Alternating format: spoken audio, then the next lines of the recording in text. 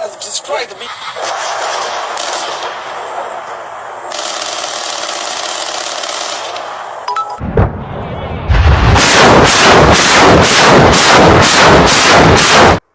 नमस्कार, मी आदर्श तायडे. ठळक वार्ताच्या या विशेष लाईव्हमध्ये आपलं सर्वांचं स्वागत आहे. डिस्क्रिप्शनमध्ये तुम्ही विषय वाचला असेल तर तो विषय असा आहे की युक्रेनमध्ये फसलेला भारताचा एक नागरिक जो बदलापूर शहरात राहतो, ज्याचं नाव आहे ज्ञानी बेहेरा. ॲक्च्युली ज्ञान बेहेरा हा आपल्यासोबत असेल आजच्या या विशेष लाईव्हमध्ये. आपण त्याच्याकडून जाणून घेऊयात की रशिया आणि युक्रेन हा वाद नेमका कशामुळे झाला, काय परिस्थिती आहे आणि नेमके 8 दिवस त्याचे त्या ठिकाणी मृत्यूशी झुंज देत असताना कसे गेले आपण जाणून घेऊयात या ठराविक प्रसंगाला. ज्ञान, क्या कहोगे, कैसे थे वो दिन और आज क्या लग रहा है जब आप इंडिया में हो? पहले मैं मतलब 21 को हमें इंडियन एम्बेसी ने बोला था कि वॉर होने वाला है, तो आपको यहाँ रुकना है तो रुको या फिर आप जा सकते हो अपने नेशन. तो फिर हमारा क्लास ऑफलाइन चल रहा था, तो हमने यूनिवर्सिटी को बोला था कि हमारा ऐसे इंडियन एम्बेसी से ऐसे ऐसे बोला गया है, तो हमारा क्लास आप ऑनलाइन कर दीजिए. तो फिर यूनिवर्सिटी ने कहा था कि ऐसा कुछ सीरियस नहीं है, जब ज़्यादा सीरियस हो जाएगा तो हम आपको बोल देंगे. तो फिर 24 को हमें कहा गया था कि आपका क्लास ऑनलाइन कर दिया गया है, आप अपने नेशन जा सकते हो. तो फिर 24 को ही हमने फ़्लाइट टिकट बुक्स कर दिए थे. फिर 26 को ही सुबह 5 बजे बॉम्बिंग शुरू हो गया था, जिससे कि सारे एयरपोर्ट ब्लास्ट हो गए थे जहाँ से फ़्लाइट था मेरा कीव से. लेकिन ये सब नज़ारा आज जो यूक्रेन में दिख रहा है हमें, ये किस वजह से हुआ? क्या लगता है, क्या रीज़न है इसके पीछे से? मतलब क्या स्टोरी, क्या है एक्चुअल स्टोरी? एक्चुअल स्टोरी तो मुझे नहीं पता, पर जो सिचुएशन था वही बोल सकता हूँ. लेकिन आप दिसंबर में यूक्रेन गए थे, राइट? जनवरी से उधर वार होगा, रशिया यूक्रेन पे आक्रमण कर सकता है, ऐसी परिस्थिति होने के बावजूद आपको कुछ भी पता नहीं, मतलब क्या चल रहा था बाहर? वहाँ पे सब नॉर्मल था, ऐसे वॉर का कोई सीरियस नहीं, ऐसा कुछ था नहीं, सब नॉर्मल था वहाँ. तो अभी एक्चुअल स्थिति क्या है उधर की, और सिविलियंस में क्या मतलब डर है, क्या है, लोग कैसे जी रहे हैं उधर? 8 दिन कैसे गए आपके? 8 दिन तो बहुत वर्स्ट गए, मतलब सबसे ज़्यादा कि वहाँ पे दिक्कत आई फूड और शेल्टर की. हमें बंकर में ले जाके रखा जाता था, जैसे ही सायरन वीरन बजते थे. और फिर वहाँ से हमें यूक्रेनियन बॉर्डर तक हम खुद गए हमारे हॉस्टल से. फिर वहाँ से हमने यूक्रेनियन, मतलब आप खुद से गए? आपको इंडियन गवर्नमेंट अभी जो बता रही है कि हमने डायरेक्ट ऑन ग्राउंड से लोगों को सेफली निकाला और वहाँ से उनको एयरपोर्ट से रेस्क्यू किया? हमारे टाइम पे यूक्रेन में जब हम थे वहाँ से कोई सपोर्ट नहीं मिला था, पर रोमानियन से हमें फुल सपोर्ट था एम्बेसी से. मतलब इंडियन गवर्नमेंट का कुछ भी सपोर्ट नहीं था. मतलब ये बात हमें जाननी बहुत ज़रूरी है कि जब हम ऐसा कहते हैं कि मिशन गंगा के तहत हमने हमारे भारतीय छात्रों को उधर से निकाला, लेकिन इस बात में कोई तथ्य नहीं है. ये यूक्रेन से लौटा ये तरुण हमको बता रहा है, तो इसकी जानकारी हमें लेनी ही चाहिए, क्योंकि आज यूपी का जो माहौल है, यूपी के इलेक्शन में जो योगी जी और बीजेपी का जो एजेंडा हमको दिख रहा है, वो बोल रहे हैं कि हमने मिशन गंगा के तहत सब छात्रों को वहाँ से सेफली निकाला, लेकिन ऐसी कुछ भी स्थिति नहीं थी. वो खुद से रोमानिया गए और रोमानिया से फिर इंडियन गवर्नमेंट ने आपको रेस्क्यू किया, राइट? ओके. सो वायु फोर्स के द्वारा आपको कैसे मतलब उधर से निकाला गया, क्या एक्चुअल स्थिति क्या थी? जब हम रोमानिया गए, फिर एम्बेसी ने हमें वहाँ से बॉर्डर से पिकअप किया, हमें फूड और शेल्टर प्रोवाइड किए, वहीं पे हमें स्टे करने दिया 1-1.5 दिन तक. फिर उसके बाद हमें एयरपोर्ट ले गए वहीं से बाय रोड. फिर वहाँ से हमें बोर्डिंग पास सब इमिग्रेशन कराए, फिर हमें मुंबई एयरपोर्ट तक लाया गया. ना, ये बात बहुत आम है, क्योंकि हम सब एक टीवी पे देख रहे हैं, हमें कुछ नहीं लगता, लेकिन एक्चुअल आप वहाँ पे रह चुके हो. मतलब जो वार होता है, वार में कैसी स्थिति रहती है, आपने कभी सोचा था कि आपको बंकर में रहना पड़ेगा? नहीं, मेरे को तो ये भी नहीं लग रहा था कि मैं घर वापस आ पाऊँगा. तो अभी भी आप कुछ डिप्रेशन में हो ऐसा लग रहा है मुझे. नहीं, अभी तो नॉर्मल है. बस मैं यही चाहता हूँ कि वो जो बच्चे अभी फंसे हैं वो भी जल्द से जल्द अपने घर आ सके, क्योंकि मेरा खुद का पर्सनल एक्सपिरियंस बहुत वर्स्ट था. आपका एकुलता एक म्हणजे मराठीत सांगायचं झालं तर एकुलता एक मुलगा आहे यांचा, आणि हा या डिसेंबरच्या 5 तारखेला युक्रेनमध्ये गेला आणि युक्रेनमध्ये 5 तारखेला गेल्यानंतरची परिस्थिती सगळे जानेवारी महिन्यात रशिया युक्रेनवर आक्रमण करेल अशी स्थिती असताना अशा चर्चा जगभरात चालू होत्या. प्रत्येक देशाच्या एम्बेसीने म्हणजे प्रत्येक देशाचे जे राजदूत असतात त्यांनी प्रत्येक देशाच्या नागरिकांना आवाहन केलं होतं की लवकरात लवकर युक्रेन सोडा. तुम्हाला वाटलं होतं का अशी काही परिस्थिती होईल? आपको क्या लग रहा था? नहीं नहीं, ऐसा तो कुछ नहीं था उस टाइम. हम लोग जब दिसंबर में उसको छोड़ा उस टाइम तो कुछ मालूम नहीं था और तब तक वो बच्चा अच्छा था. तो ये जब से ये रशिया जब आक्रमण किया तभी यूक्रेन के ऊपर, तभी हमको थोड़ा ये लगा कि बच्चा कैसा आएगा. तो जैसा सबको पता चला कि जल्दी जल्दी फ्लाइट बुक करेंगे तो जल्दी आ जाएगा बच्चा, तो हम लोग फ्लाइट भी बुक कर दिए थे. पर उधर वो तुरंत वो आक्रमण करके वो जो एयरपोर्ट है ना वो उड़ा दिया. तो सब एयरपोर्ट जो फ्लाइट सब कैंसिल हो गया. तभी जाके हम लोग बोले कैसे आएगा, कैसे जो हो कि इंडिया गवर्नमेंट के सहायता से वो वापस आ गया. 8 दिन बिना खाए बिना सोए कैसे गए होंगे? आपने कभी सोचा था कि आपका लड़का इस मुसीबत में वहाँ पे मतलब रहेगा? क्योंकि दिसंबर में आपने जब उसको छोड़ा होगा एयरपोर्ट पे तो आपके मन में खुशी होगी कि 2-3 साल बाद हमारा लड़का आएगा, एमबीबीएस बन के आएगा, कुछ ना कुछ करेगा इंडिया में. उसका पापा का सपना था कि मेरा पापा कहते हैं बड़ा नाम कर. हाँ, पापा उसका एसएससी है रेलवे में. तो उनका बहुत इच्छा था कि मेरा बच्चा को मैं एक ही बच्चा को उसको मैं डॉक्टर करूँगा. तो इसके लिए इधर कोशिश कर रहे थे हम लोग इंडिया में उसको एडमिशन के लिए. तो जो फाइनेंस का प्रॉब्लम था इसके लिए इधर ज़्यादा मांग रहे थे फीस वगैरह. तो इधर कोशिश करके हम लोग मतलब कुछ हुआ नहीं, तो पैसे ज़्यादा मांग रहे थे, इसके लिए हम लोग वहाँ डिसाइड किए कि छोड़ने के लिए.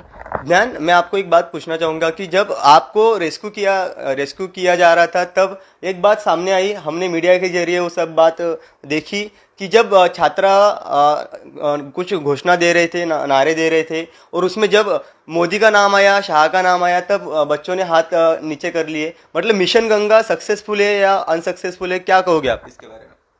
सक्सेसफुल तो है क्योंकि मैं यहाँ पे आके आज उन्हीं की वजह से पहुँचा हूँ. नारे तो मैंने हमारे जो जब मैं वहाँ था तब तो ऐसे कुछ नहीं था, पर फिर भी होप था कि कुछ ना कुछ हमारी एम्बेसी और गवर्नमेंट करेगी हमारे लिए. बराबर, मतलब गव्हर्नमेंट के बदौलत ही आप यहाँ पे हो. जी. सो ही होती एक कृतज्ञ भावना जी ज्ञानच्या मनातली आहे. पण त्याच्या चेहऱ्यावर तुम्ही अजूनही बघू शकता की ते जे तेज हवं होतं इकडून जाताना, तिकडे त्याचे फोटो आहे तुम्ही बघू शकता की हॅपी फॅमिलीचा एक फोटो देखील त्यांनी या ठिकाणी लावलेला आहे. हे जे तेज या फोटोमध्ये आहे ते आता त्याच्या चेहऱ्यावर दिसत नाही, कारण 8 दिवस युद्धजन्य परिस्थितीमध्ये स्वतःचा जीव हातात मुठीत घेऊन राहणं, बंकरमध्ये राहणं, कधी खायला मिळायचं कधी खायला मिळायचं नाही, पाणी नसायचं, बाहेर आलो तर बॉम्ब वरून पडत असायचे, कुठेतरी गोळीबार चालू असायचा.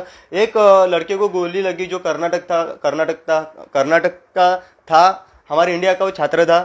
उसके मौत के बारे में क्या जानकारी मिली है? मतलब जब हम वहाँ थे तो हमें पता नहीं था क्योंकि नेटवर्क इशू बहुत रहते थे बंकर में, नेटवर्क ही नहीं रहते थे. तो जब हम एयरपोर्ट मुंबई में आके पहुँचे तब हमें ये सब न्यूज़ मिल रहा था. साधारणतः कितना छात्र उधर हर साल जाते हैं और क्यों जाना पड़ता है आपको भारत छोड़ के कि भाई यूक्रेन में पढ़ना है, अमेरिका में पढ़ना है, ऑस्ट्रेलिया जाना है, ये क्यों आपके मन में आता है?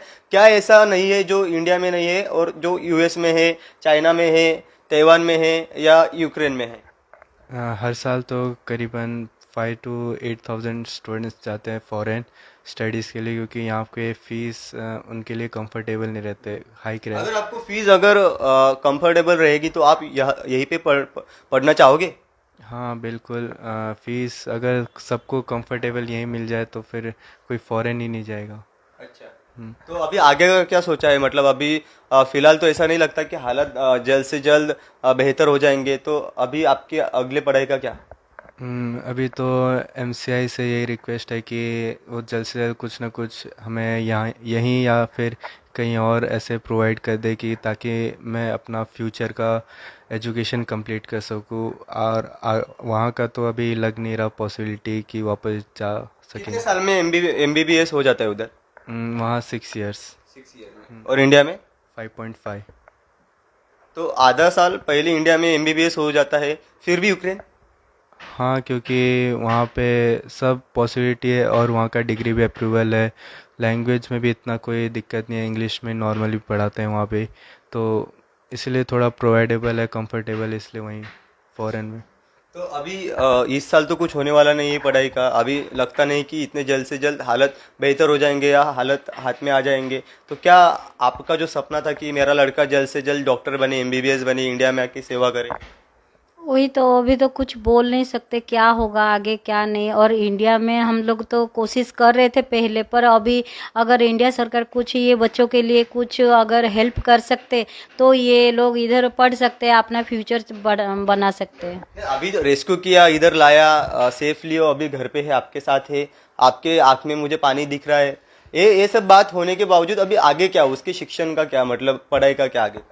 वही तो सोच रहे हैं आगे क्या होगा। अभी तो पॉसिबल नहीं उधर मतलब फिर भेजने के लिए तो अभी पॉसिबल नहीं है। अभी जो बच्चा अपने आँख में खुद दिख के आया है, अपना मौत मतलब मौत के मुंह से बच के आया जैसा ऐसे हुआ है, तो अभी तो फिलहाल उधर जाके फिर ऐसे हम तो एक ही हमारा बच्चा है तो फिर उधर भेजने के लिए तो इसे सोच नहीं रहे थे। अभी अभी देखेंगे क्या हो रहा है क्या हमने भी वार देखे हैं, मतलब आपने देखा होगा, हमने नहीं देखा। 1965 का वार रहेगा, 71 का वार रहेगा, लेकिन उस टाइम हम नहीं थे। लेकिन ये जो मतलब दुनिया की सबसे बड़ी महासत्ता है, रशिया और यूक्रेन का वार था, तो ऐसा वार ध्यान देख के आए हैं, मौत का मंजर उसने अपनी आंखों से देखा है। क्या लगता है आपको, अभी मन होगा फिर से भेजने की? नहीं नहीं, अभी तो फिलहाल मन नहीं है भेजने के लिए।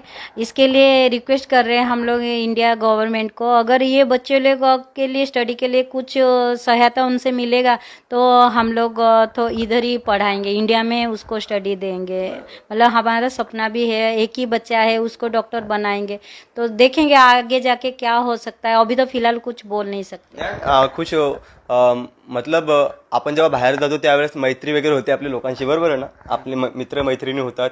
तो ऐसा कुछ आपके साथ हुआ यूक्रेन में जाके? अभी बहुत सारे फ्रेंड बन गए, लेकिन अभी पता नहीं कि उधर जाने का मौका मिले ना मिले, यूक्रेन रहे ना रहे, कुछ भी हो सकता है। आखिर पुतिन रशिया में बैठे हैं, कुछ भी हो सकता है। तो ऐसे में आपके जो दोस्त उधर रहेंगे यूक्रेनियंस, उनके साथ कुछ कांटेक्ट है क्या? मतलब उनको कुछ उनका कुछ मैसेज आता है या भाई कैसे हो, पहुंच गए क्या, ऐसा? अभी तो सब मेरे फ्रेंड्स जो भी थे वहाँ, इंडियन फ्रेंड्स, वो अपने घर पे इंडियन ने यूक्रेनियंस? यूक्रेनियन फ्रेंड्स तो हैं, वो भी मतलब डरे हुए हैं कि कब वो मतलब यही चाहते हैं कि कब ये वॉर ख़त्म हो और कब सब नॉर्मल हो जाए। वैसे तो सब ये वो चाहते भी नहीं थे कि ये वॉर हो, पर ये वॉर हुआ और वो सब डरे हुए हैं। तो वो भी अपने घर में मतलब सेफली हैं, पर आगे का कुछ बोल नहीं सकते कब क्या हो जाए। बराबर। तो आप उनको कुछ मैसेज देना चाहोगे? मेरा यही मैसेज है कि आप जैसे भी हो, जहाँ पे भी हो, सेफ रहो बस। और बस ये वॉर ख़त्म होने आप वेट ही कर सकते हो आप। कुछ भी नहीं कर सकते। हम्म, ओके। तर अशी ही परिस्थिती जी रशिया आणि युक्रेनमधली, आणि त्यात आपल्या बदलापूरचा एक तरुण ज्याचं नाव आहे ज्ञान बेहरा, ॲक्च्युली एकुलता एक मुलगा जेव्हा आईवडिलांनी युक्रेनला पाठवला, असं त्यांच्या ध्यानी म्हणही नसेल की अशी परिस्थिती भविष्यात संभावू शकते किंवा संभाव्यतः अशी परिस्थिती उद्भवू शकते। आणि अशा परिस्थितीमध्ये ज्ञाननी आपल्या डोळ्यात देखत हा म्हणजे मृत्यूचा खेळ बघितलेला आहे। त्यामुळे या पुढे काय होते कोणालाच माहीत नाही, तुम्हाला माहीत नाही, आम्हाला माहीत नाही, कधीही काही होऊ शकतं। अशी परिस्थिती असताना ज्ञान आपल्यासोबत होता, आपण त्याच्याशी जाणून घेतलेला आहे। शेवटचा एक प्रश्न त्याच्या आईकडून, आपण त्याच्या आईला हा प्रश्न विचारणार आहोत।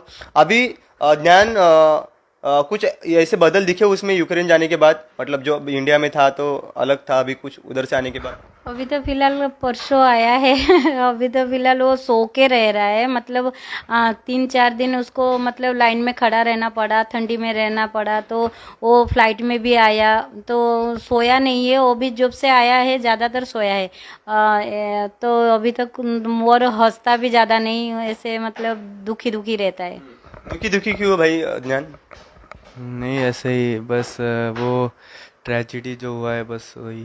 अच्छा, सदमा है, सदमा है। हाँ, इतना भी नहीं, बस वो मैं जैसे आ गया, बस वो जो अभी भी वहाँ पे बच्चे फंसे हैं, वही एक गिल्ट है कि मैं आ गया हूँ, अपने फैमिली से मिल पा रहा हूँ, वो भी कब आएंगे अपने फैमिली से मिलेंगे, बस इसीलिए। तर ईश्वरचरणी आपली सुद्धा ही प्रार्थना असेल की लवकरात लवकर त्या सर्व तरुणांना आपल्या आईबाबांना भेटण्याची संधी मिळो, घरच्यांशी भेटण्याची संधी मिळो। आणि एक अतिशय महत्त्वाची गोष्ट आम्हालाही वाटते की ही जगाला युद्धाची गरज नाही, तर शांततेची गरज आहे। शांततेने हे युद्ध संपलं पाहिजे, अशीच आशा आपण देखील करूयात। एवढीच प्रार्थना ईश्वरचरणी। तुर्तास एवढंच। कॅमेरा पर्सन विनीतजी मोरेसह आदर्श तायडे, ठळक वार्ता।